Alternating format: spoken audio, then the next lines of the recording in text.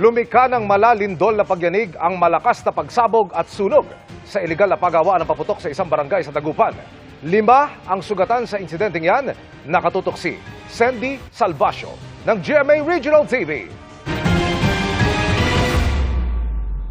Ganito kakapal ang usok na nakita ng mga residente ng Barangay Tabang sa Dagupan City mag-aalas 4 ng hapon kahapon. Dahil yan sa pagsabog ng isang iligal na paggawaan ng mga paputok.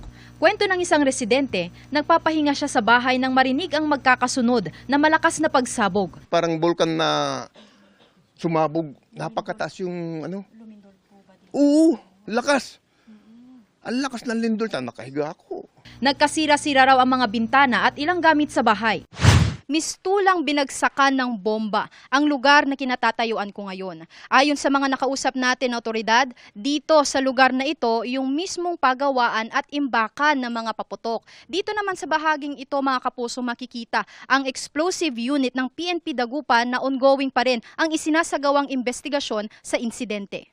Ayon sa mga nakausap namin, hindi nila alam na may pagawaan ng paputok sa lugar. Initially po 3 yung tinakbo sa ospital, pero after 2 hours, may 2 pa na matanda na tinakbo sa ospital kasi nasabugan siya ng mga bubog.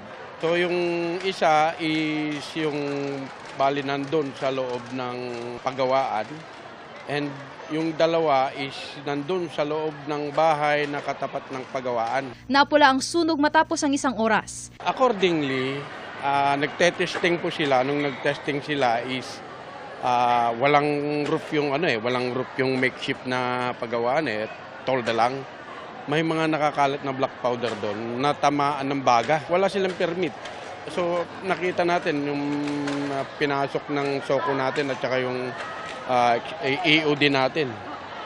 At saka wala silang mga gamit, devices for safety. Based sa report natin is nasa 4 na mga bahay yung nagtamo ng damage doon sa area. Yung majority ng damage nila kasi is yung sa pagsabog.